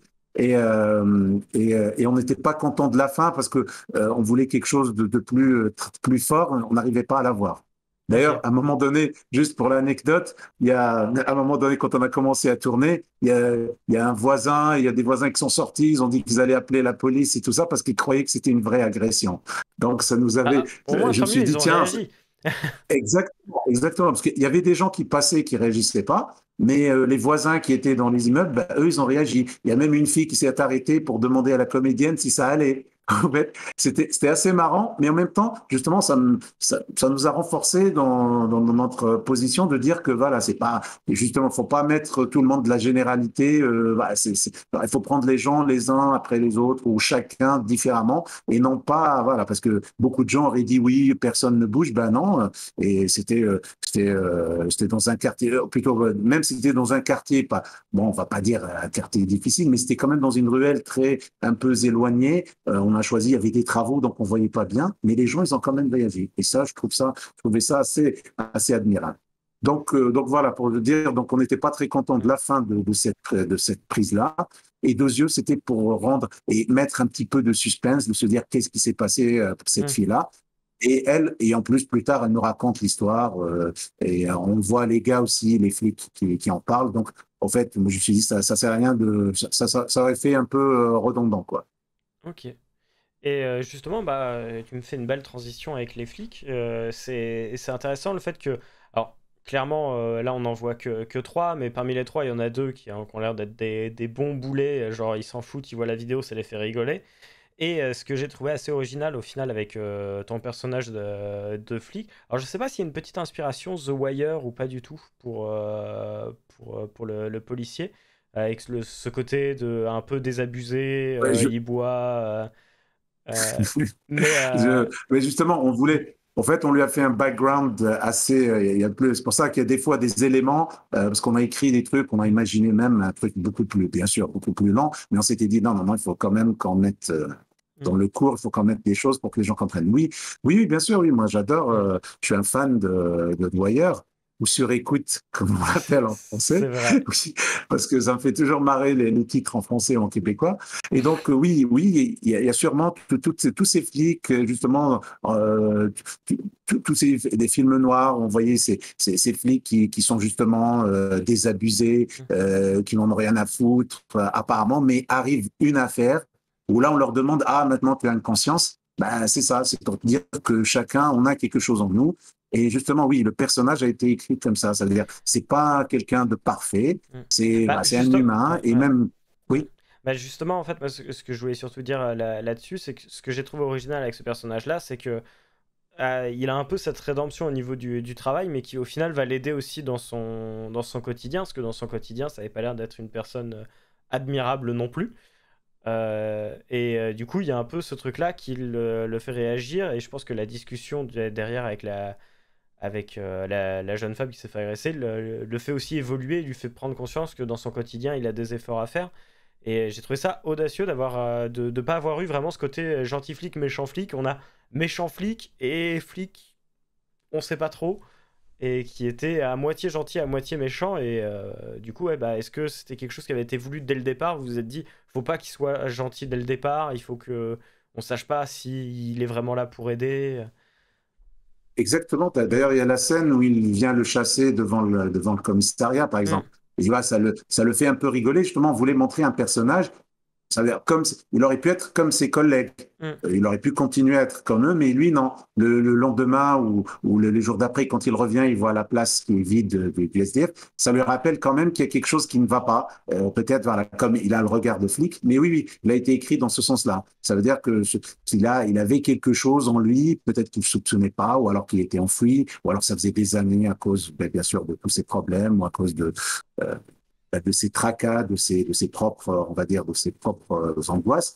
Mais il est arrivé quand même à aller au-delà, et c'est justement, oui, oui, ça a été fait exprès. Et les deux autres, même les deux autres flics, on peut pas dire que c'était vraiment. En fait, ils n'en font pas plus. Ça veut dire, eux, ils représentent un peu le public en général, une réaction du public qui voit quelque chose. Ça fait rire, et Ah, mais ça justement, s'arrête il là. y a quand même le fait que eux ils en rigolent, parce que je te rejoins sur le fait qu'on consomme beaucoup de vidéos comme ça, qu'on en voit passer. Après, je vois rarement quand même des gens se marrer devant une vidéo d'agression aussi. Bah oui, Malheureusement, il y j'imagine en a. bien qu'il y en Hein. a, mais du coup, ils sont pas forcément. Enfin, pour le coup, moi Oui, oui, j'aurais oui, du mal oui. à dire que c'est des gentils et qui sont juste comme les autres. Pour moi, ça reste quand même Oui, des gens qui oui, sont oui. un peu plus cons quand même que la moyenne du fait de rigoler quand même de la chose. Oui, Euh, bah, mais au fait, eux, ils rigolent pas forcément. Eux, ils rigolent du fait qu'il a essayé de. Justement, c'est que. Oui, de En fait, l'ironie de la situation, de l'ironie noire de exactement. la Que situation. la, Ouais. que la vie est injuste, quoi. Mm, Voilà, il a essayé, que voilà, ça lui revient. Ça veut dire que quand on essaie de faire, on n'est pas forcément bien récompensé. C'est ça, mm, c'est ouais. la vie. Donc, c'est juste ce côté-là. Peut-être Mm, pas, ils sont pas si méchants que ça, mais ils ont quand même un caractère assez, on va dire, assez mm. spécial. Très bien. Est-ce que tu peux revenir aussi sur le titre du film, nous expliquer un petit peu ce que ça veut dire, parce que j'avoue que Oui, je bah, n'ai le pas nom. forcément compris, ouais, du coup, Bengay, d'où ça vient. Bah, justement, ça aussi, c'était exprès en parler avec Solas. Je lui ai dit, faudrait qu'on trouve un titre, quelque chose qui puisse passer aussi bien pour un prénom, parce que Benguet, c'est aussi un prénom. Ok, Euh, on va dire un prénom. Parfois, en fait, c'est un nom de famille et quelquefois, c'est un prénom. Ce que j'ai appris ok, en Afrique, on le donne. Mais il y a aussi le terme benguiste, par exemple, qu'on dit, ou plutôt qu'on nomme bah, ceux qui sont partis, par exemple, les immigrés, au fait, ceux qui partent en France. On appelle ça un d'accord. benguiste. Donc, aller au-delà dans certains autres pays, j'ai vu que ça voulait dire quelqu'un qui part au-delà des mers, au-delà de ces noms. Donc, ça a beaucoup de signification et ça peut être un prénom. Donc, nous, on a décidé de le mettre comme ça. Il y a beaucoup de gens qui pensent que le personnage, le SDF ou le sauveur, on va dire, il s'appelle Bengue. Bah, en fait, pas forcément. Hmm, Ça, on l'a pas tranché, mais en fait, c'est pas vraiment ça. On voulait quelque chose qui passe aussi bien pour quelque chose de général. Il représente quelque chose, mais en même temps, ça peut être un prénom ou on va dire une qualité ou même on va dire un certain niveau social. Parce que voilà, ok, là-bas, en Afrique, les gens qui sont partis en France, ils sont on va dire, un peu plus considérés, on pense qu'ils sont ils ont un peu plus de, on va dire, d'argent, de facilité. C'est un peu ça, en fait. C'est aller chercher quelque chose qu'on ne trouve pas dans son propre pays. Très bien. Bah, merci beaucoup, parce que j'avais pas, je n'avais pas ce savoir, donc merci beaucoup. Et justement, en plus, tu me fais une belle transition avec bah, la fin de ton film, parce que justement, on n'apprend pas le nom du personnage lorsqu'il le lit sur le passeport. Et est-ce que ça a été voulu, enfin j'imagine oui, ça a été voulu dès le scénario de s'arrêter à ce moment-là, mais à quel moment vous avez décidé que ce serait ça la fin de votre film, que vous vous arrêteriez au moment où il découvre juste l'identité de la personne, sans la révéler et sans montrer est-ce qu'il va la retrouver derrière ou ce genre de choses. Euh, pourquoi vous avez voulu choisir cette fin-là en particulier et est-ce qu'il y avait d'autres choses qui avaient été envisagées? Oui, au fait, on y a pensé, c'était au scénario. Donc, Hmm, c'était écrit dans le scénario qu'il ne puisse pas le nommer à hmm, la fin. La phrase tu t'appelles, elle était dans le scénario. Mais oui, on en a discuté longuement et on s'était dit, parce que ça aurait été trop conventionnel s'il puisse, même s'il lui donne un nom. Nous, on s'était dit pour les milliers de personnes qui sont à la rue et tout, ils n'ont pas de nom. D'ailleurs, comme je le disais tout à l'heure, on les connaît pas, ils ont une histoire. Ça aussi, ça vient un jour pendant mes études. C'était à côté de Nanterre, la fac de Nanterre. Il y avait un SDF qui passait. Et puis, on était en groupe et on a commencé à discuter avec lui. Et il nous a appris que c'était un ancien prof d'université. Il y avait des choses. Ça veut dire, voilà, on ne connaît pas les personnes, on ne connaît pas leur histoire. Et on peut pas, voilà, il y a des gens, ils ont peur parfois, à tort ou à raison, mais ces gens-là, ils ont eu une histoire. Et donc hmm. cette histoire-là, je me suis dit, on va pas se l'approprier. En fait, il faut que ça reste quand même anonyme pour tous les anonymes. En fait, une sorte de, on va dire une sorte de, comment on l'appelle, celui qui est à l'Arc de Triomphe, Ah oui, le soldat oublié. oui, je ne connais pas le terme, c'est pas le soldat d'honneur, non, Ah la honte. euh, Je sais le plus du tout. inconnu, non, le soldat Oui, c'est ça, inconnu, le soldat non. inconnu, oui. C'est ça. Bah, c'est ça. Alors, en fait, Hmm, quelque chose qui représente et qu'on ne connaît pas, bah, c'est exactement ce qu'on voulait faire. Et on s'était dit, ça serait plus marquant s'il ne trouve pas son. Ça veut dire qu'il y a ce jeu de comment il s'appelle, même le spectateur qui ne sache pas comment il s'appelle jusqu'à la fin. En fait, on le hmm, tient un peu en haleine jusqu'à cette fin et de se dire non, on ne le sait pas parce que il est un parmi des milliers, donc voilà, ça ne sert à rien de donner son nom. Voilà, on s'était déjà mis d'accord et je crois que c'était un des points d'accord les plus. Les On n'a plus pas eu à faciles à débattre en trouver, ouais. fait. Exactement, les plus faciles. Il n'y a même pas eu débat. On s'est dit on met pas, ok, on met pas. Bah, oui, ouais, c'était une évidence. C'était Ouais, une évidence pour nous en fait. ok. Et bah, du coup, j'en arrive aux deux questions que j'aime bien poser. La première étant, bah, Vas-y. alors je sais pas quand tu as tourné ce film, c'est vrai que j'ai même pas demandé la date de tournage. Ah, C'était cette année ou c'était l'année? non, c'était il y a quand même un bout de temps, parce que j'ai tourné pendant que je tournais une web série qui s'appelait Paris va bien. Ouais, Et pendant les séances de cette web série, en fait, il est tombé entre deux sessions. d'accord. Et on a décidé de le faire. C'est en 2016, si je ne me Ok, trompe pas. d'accord. Donc oui, il a mis un peu de temps à sortir. C'est-à-dire, on l'a fini au Fignolet en 2019. Donc, il a pris du temps, quoi. Il a pris son temps. Et bah, du coup, quelques années après, maintenant que tu le revois, enfin, quelle est la chose dont tu es le plus fier, toi, personnellement? Bah, en fait, avec mon coréal, je pensais déjà de l'avoir fait. Hmm, Il y a un autre film, j'étais content de l'avoir fini, de l'avoir qui avait trop de problèmes. Celui-là, c'est vraiment d'essayer de le faire d'une manière un peu qui puisse nous satisfaire. C'est-à-dire, on a écrit quelque chose, on voulait que ça se rapproche le plus. Bien sûr, il y a des choses, bien sûr, il y a des choses à refaire. Il y a des gros plans par-ci, il y a des moments où j'aimerais bien changer certains trucs, mais la majorité des choses, bah, on en est fiers. Voilà, d'avoir fait ça, d'avoir fait une musique originale, avoir eu deux chanteuses qui chantent un petit peu à la fin, cet hymne un petit peu universel, d'avoir eu Leila qui nous a chanté a cappella. Il y avait pas mal de choses voilà, qu'on voulait mettre et qu'on a réussi. Donc c'est au fait, je pense, c'est réussir à le faire dans un cadre très joyeux. Ça aussi, c'est très important. C'est-à-dire le tournage, c'était bien passé, l'équipe était très sympathique, donc on voulait ça, parce que j'ai connu des tournages où ça se passait pas très très bien. Donc voilà, c'est au fait aller au-delà. Et justement, en fait, le message du film a été compris par tout le monde et même l'équipe technique. Donc je pense que c'était notre réussite. Très bien. Et à l'inverse, quelques années après, est-ce qu'il y a quelque chose que tu n'aimes pas sur ton film ou que tu aurais aimé pouvoir changer? Oui, il y a certains plans, par exemple, et à un moment donné, on le voit, il y a des plans qu'on n'a pas pu utiliser. Il y a des plans qu'on n'a pas pu faire parce qu'on a été quand même, il fallait aller assez vite. Peut-être, voilà, avoir un peu plus de monde. Il y a aussi le soleil, Hmm. parce que ça nous a manqué. On a retardé, on a reporté le tournage en extérieur sur les quais parce qu'il n'y avait pas de soleil, il pleuvait d'ailleurs le jour où on devait tourner. Donc on a dû reporter ça, mais bon, dans le film on ne voit pas, mais on a essayé un petit peu d'avoir un peu de lumière. Donc en fait c'est plus les effets, avoir un peu plus d'effets, avoir un peu plus de peut-être d'impact. Euh, Certains plans aussi peut-être, mais en général l'histoire non, elle resterait comme elle est. Hein. Je pense que je changerais pas beaucoup de choses, mais on rajouterait beaucoup d'effets Hmm. pour la rendre beaucoup plus, on va dire approfondir au fait le sujet.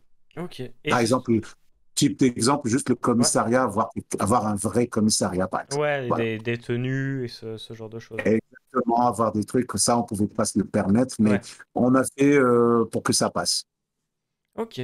Et justement, pour tout ce qui est tournage en extérieur, comment ça s'est passé? Parce que ça devait être un peu compliqué. Il y a quand même pas mal d'extérieurs différents.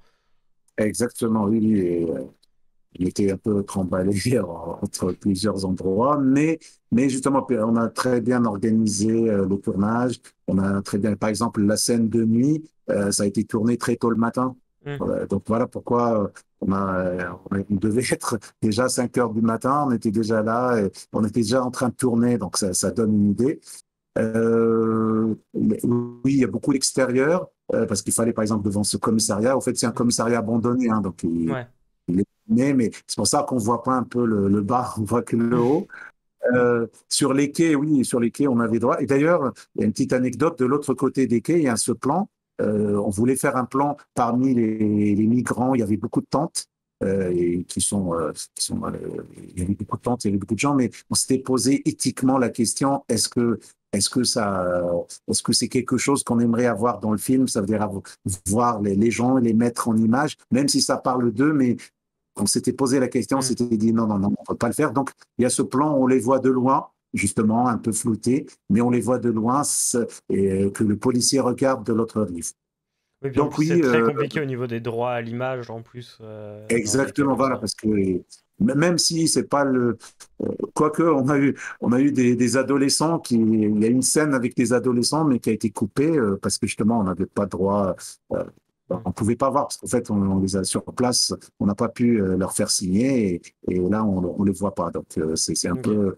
C'est dommage, voilà. Il y avait des scènes aussi, il y a une scène où il devait, quand il le cherchait, le policier qui s'appelle Olivier, qui devait chercher le SDF, il y avait un moment où il devait regarder sous certaines tentes. C'est-à-dire la première version, c'est qu'il retrouvait l'autre SDF mis sous une tente et on voyait du sang, on voyait des trucs. Après, ça a été changé. Donc, voilà, par exemple, des choses qu'on pourrait refaire, mais c'est pour améliorer, mais pas grand-chose à changer à l'histoire. Ok.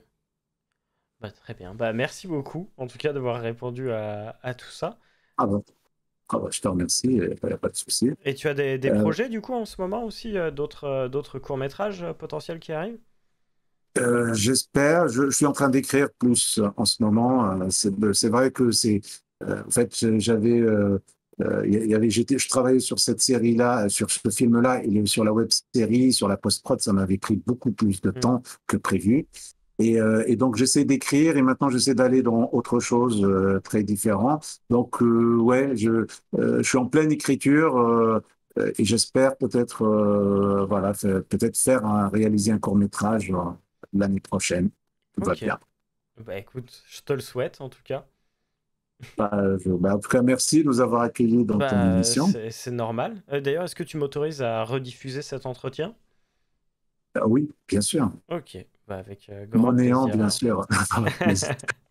Non, oui, bien sûr, avec joie. Donc, ça Parfait. permet toujours d'avoir des gens. J'espère que les gens ont passé un bon moment avec les 3 courts-métrages. Bah, Moi, j'étais, j'espère aussi.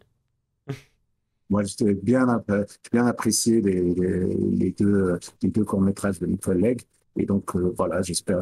Ça montre juste que c'est une passion et que, Hmm. voilà, on essaye et que même avec peu, on peut faire peut-être des choses assez intéressantes. Bah écoute, merci à toi en tout cas d'avoir été là ce soir et d'avoir répondu à tout ça. Et puis bah, j'espère à bientôt si tu as de futurs projets. Et puis, Bah oui, mais que les gens n'hésitent pas aussi à nous suivre sur les réseaux, ouais.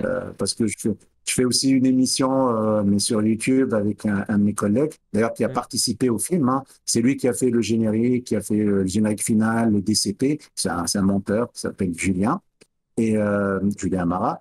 Et justement, avec lui, on fait une émission qui s'appelle The Truman Show et qui est sur YouTube. Et on parle de cinéma aussi, on parle de tout, et tu parles de tout et de rien.